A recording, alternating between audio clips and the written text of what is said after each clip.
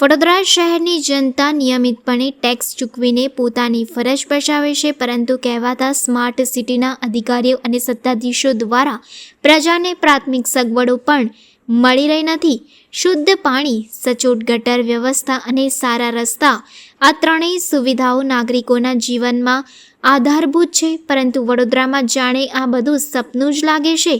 વડોદરા શહેરના કલાલી ગામ તરફ જતો મુખ્ય માર્ગ હાલ અત્યંત ખરાબ હાલતમાં છે.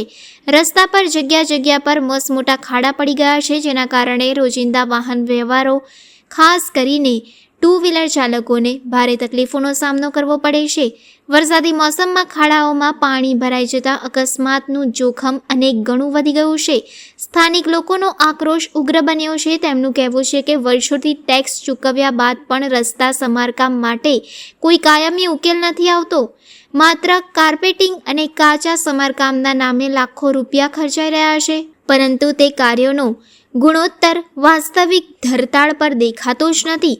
ટેકનિકલ નિષ્ણાતોનું માનવું છે કે રસ્તાની બાંધકામ પ્રક્રિયામાં જરૂરી ધોરણો એટલે કે સ્ટાન્ડર્ડનું પાલન થતું નથી, તેમજ ડ્રેનેજ સિસ્ટમ યોગ્ય ન હોવાથી વરસાદી પાણી રસ્તા પર જ ભરાઈ રહે છે.